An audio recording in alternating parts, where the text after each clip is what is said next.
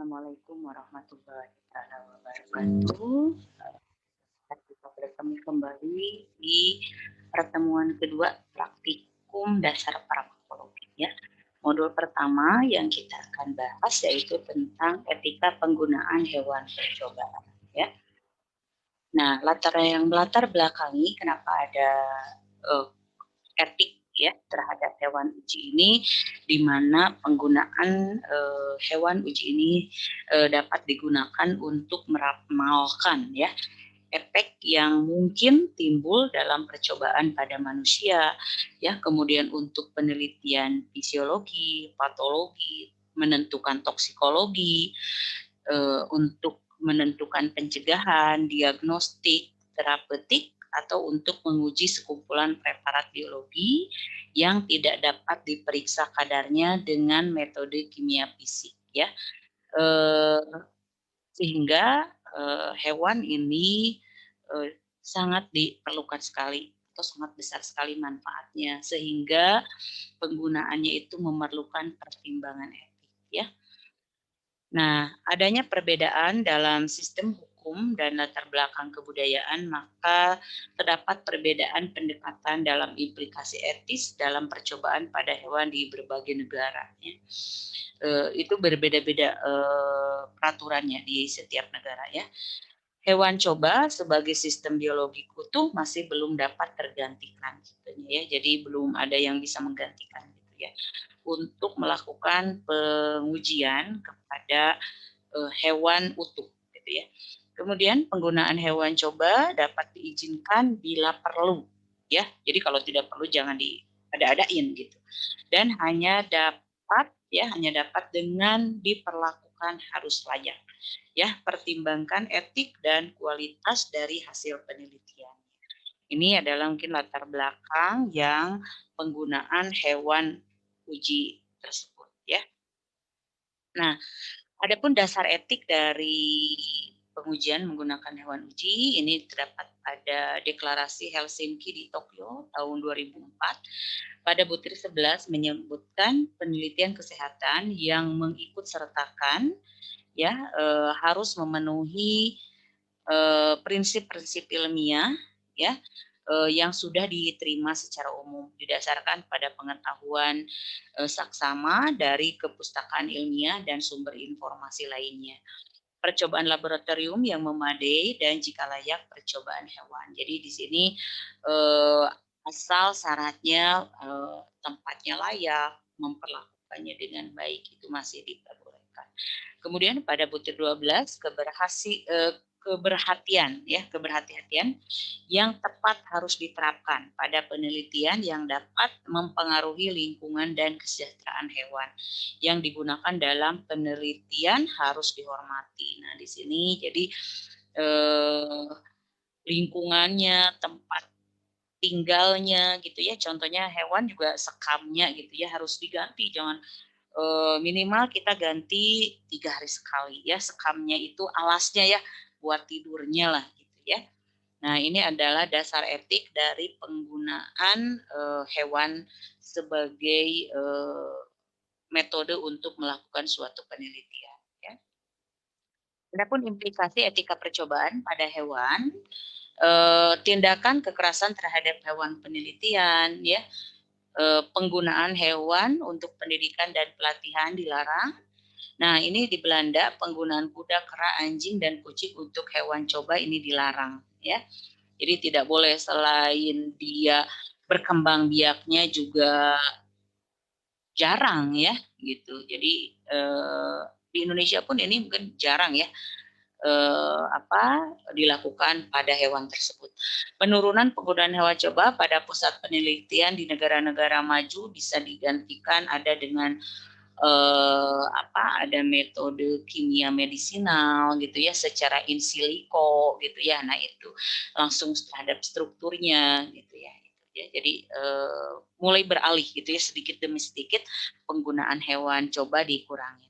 Penurunan penggunaan hewan coba sampai 90% di perusahaan farmasi di dunia ya. Jadi di perusahaan-perusahaan pun dikurangi di dunia ya. Tapi ini di Indonesia ya, terutama yang Ibu tahu di Indonesia ini masih menggunakan hewan, tapi tadi dikurangin ya dari penggunaan, jumlahnya tidak berlebih-lebihan dan juga memperlakukan hewan uji dengan sebaik mungkin. Nah, adapun syarat etis penggunaan hewan coba pada penelitian biomedik ya, tujuan penelitiannya cukup bernilai manfaatnya. Jadi jelas, kita melakukan penelitian ini ingin tahu ini gitu. Jadi tidak ngawang-ngawang atau asal. Jadi kita jelas nanti targetnya apa yang akan kita capai dari penelitian menggunakan hewan tersebut. Kemudian desain penelitian disusun sedemikian rupa sehingga kemungkinan besar penelitian tersebut mencapai tujuan ya. Jadi penelitiannya didesain sedemikian rupa, kemudian direncanakan sebaik mungkin ya. Kemudian yang berikutnya, tujuan penelitian tidak mungkin tercapai bila hewan coba diganti dengan subjek atau prosedur alternatif. Ya, jadi kita meyakini bahwa ini tidak bisa dilakukan dengan metode lain, gitu ya, dengan prosedur alternatif. Jadi harus menggunakan hewan coba, gitu ya. Sudah jelas tujuan dan maksud kita dalam melakukan penelitian atau menggunakan hewan uji.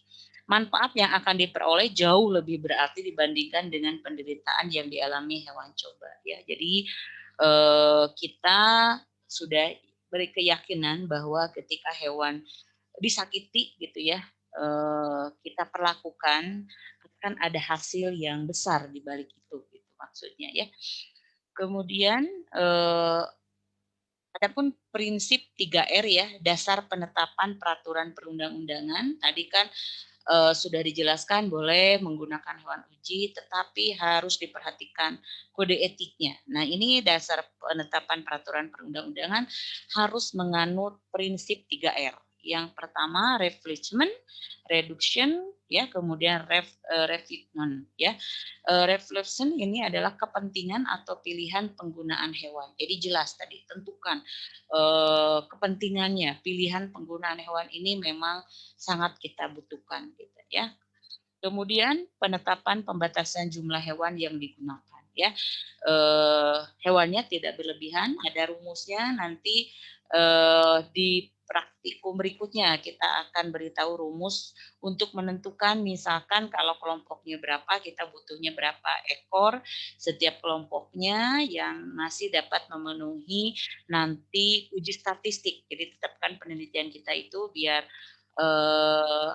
valid ya, betul penelitiannya. Nah, itu harus diuji statistik ya. Jadi ada syaratnya ya nanti. Bagaimana cara menentukannya nanti di pertemuan berikutnya akan kita bahas ya.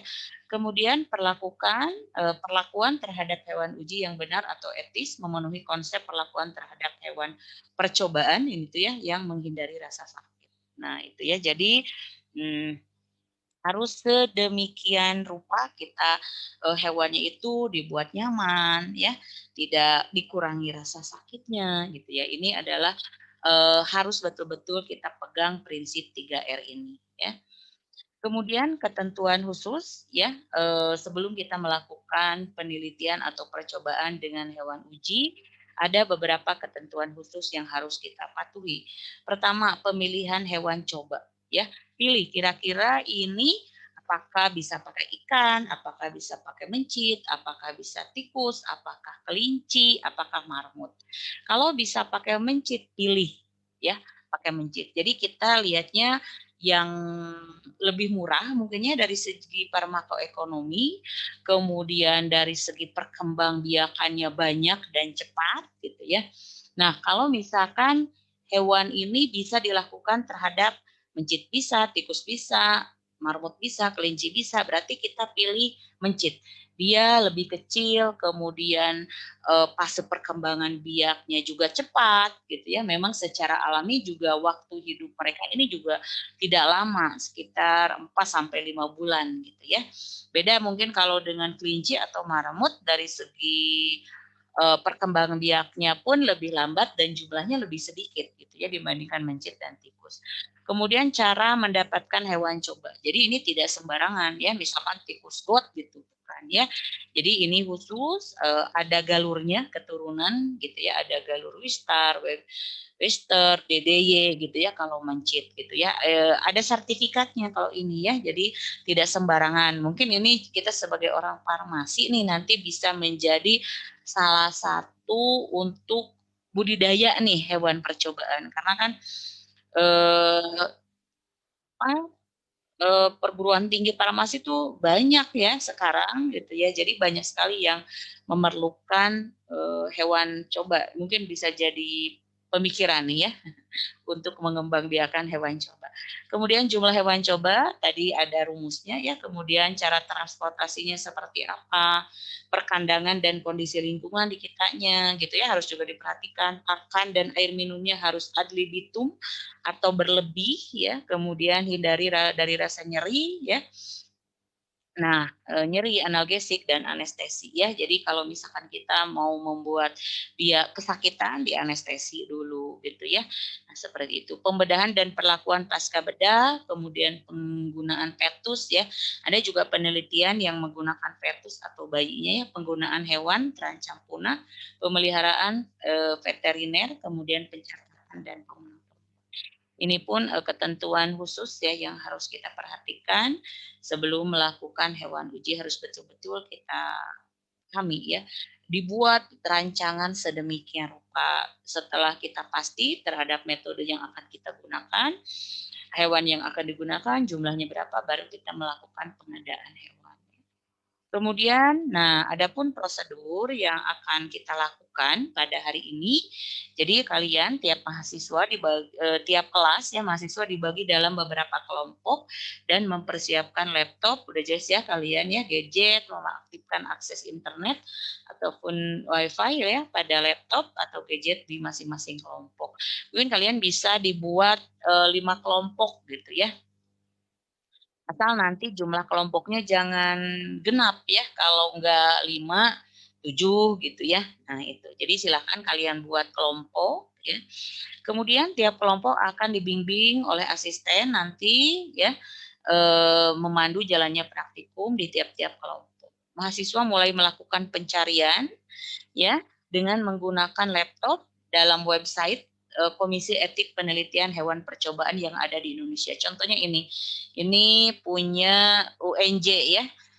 Kalian cek misalkan di sini nih udah ada bocoran satu nih ya, kemudian yang kemarin yang di Unpad, di Unjani juga punya banyak ya komisi etik perguruan tinggi yang sudah mempunyai komisi etik. Jadi kalian tinggal klik, kemudian pelajari ada apa saja di sana, kemudian kalian download ininya apa template pengajuan komisi etiknya kalian download. Nah, setelah itu kita diskusikan apa saja yang harus diisi. Jadi anggap kalian akan melakukan suatu penelitian. Nah, penelitiannya boleh kalian dari jurnal-jurnal saja ya. Misalkan uji aktivitas antiinflamasi kalian download aja.